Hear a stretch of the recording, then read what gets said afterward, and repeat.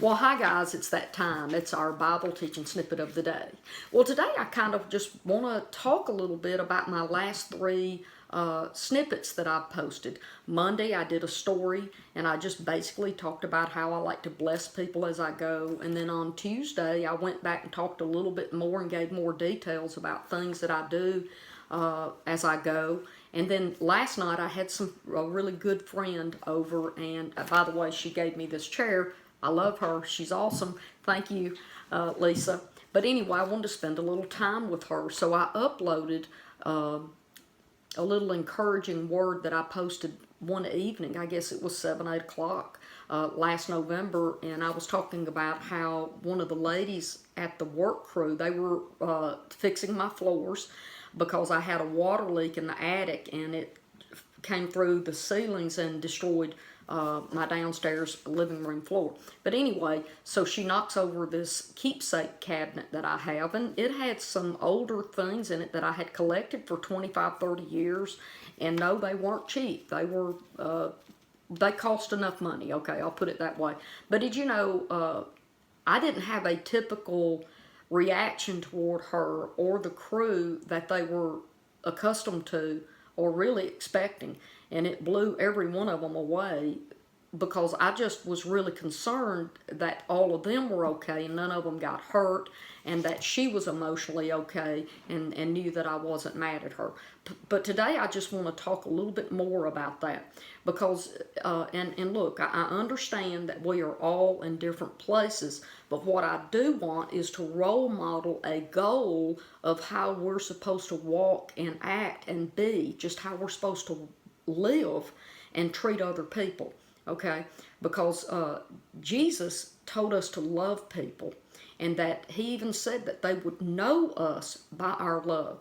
Did you know, unfortunately, guys, and this, it grieves me to say this, but overall the outside world knows Christians or churchgoers by their hatred and how mean we are and how we don't care about other people, and just, and I'm not saying everybody in every church, but I am telling you, you know, I lived on the other side for about 23 years, and I'm going to tell you some of the meanest people I have ever seen are people who are in church every Sunday morning asking God to forgive them for who they are. That's not biblical.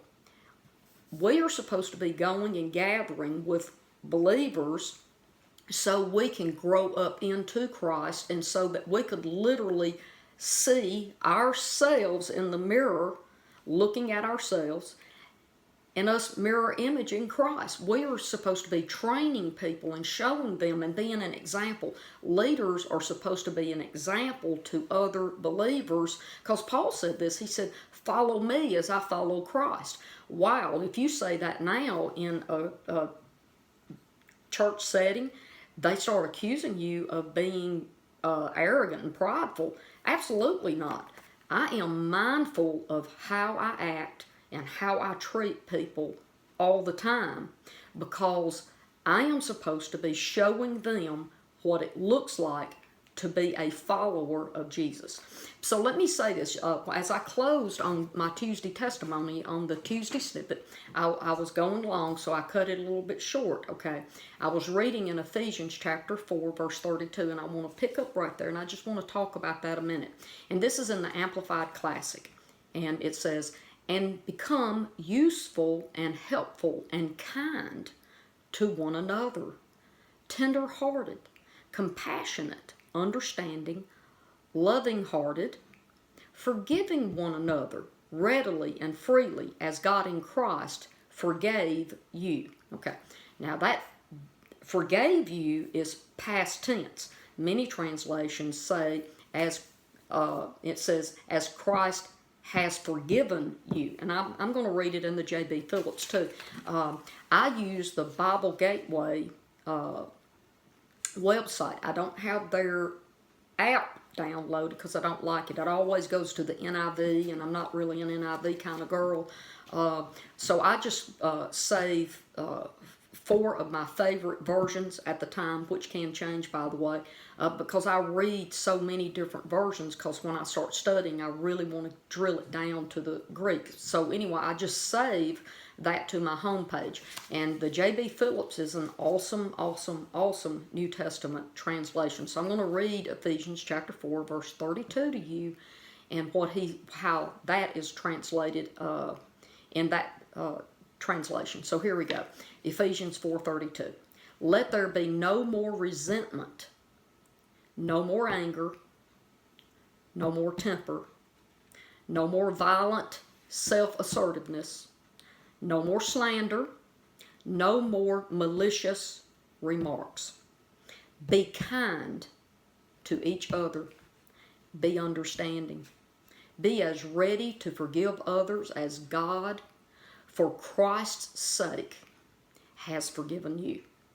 This is such a wonderful way to look at things, you know, and I know that people will say, well, I can't help myself. That is simply not true. That is not true. We can control the fruit of the Spirit. It says self-control. All of that love, joy, peace, kindness, faithfulness, perseverance, patience, all of those things. The very last one is self-control. The big question is do we make a decision before the situation comes to us, how we're going to respond to that, and are we going to exercise the fruit of the Spirit of self-control, right? Or are we going to satisfy our flesh and overreact? And I did say react, not respond. Overreact and just let it go, you know. And I call it having a mud fight. You know, we're made from the dirt, right? So we're just going to have a mud fight and throw nasty words back and forth with each other. Did you know that's not what we're called to be as believers, born again believers? People who are born of the Spirit are supposed to lay down the flesh, walk in the Spirit, and walking in the Spirit is that fruit of the Spirit being seen, because it's always a part of who you are. Love, joy, peace, kindness, tenderness, faithfulness, all of these things, and self-control. So when I'm at the McDonald's or wherever you may be standing in line, Walmart, whatever, you know what? I'm not supposed to get angry and mad because it took the little girl too long to take my order, or that she's a dummy and I'm going to talk down to her and ask her, you know, what her problem is, and then talk mean to the manager and tell them that there's an idiot because he hired her. No, that is not Christ-like. You cannot see that in Jesus. And so all I'm doing is calling out to like-minded believers, people who are really born again. Guys, we've just got to get up out of bed and declare, I have self-control, because it's a fruit of the Spirit. And you gave me the power. By grace, you've given me the power as I go out into the world, and every person that I touch, whether it's on the telephone or in public, it doesn't matter. Every contact that I have, I can be the image and likeness of Jesus, because I have the Spirit of God living in me. Well, listen, guys, I'm going to head out. I'm headed to town, and you know I'm going to have a big time, right? Because, look, I can kind of not be in a great mood, just kind of hanging and not really wanting to talk to people. But when I get out in public, something comes alive in me, and I just want people to know that I love them, and so does Jesus. So, listen, I'm going to get off of here real quick, and I will talk to you again tomorrow. And you have a blessed evening. I love you. Bye-bye.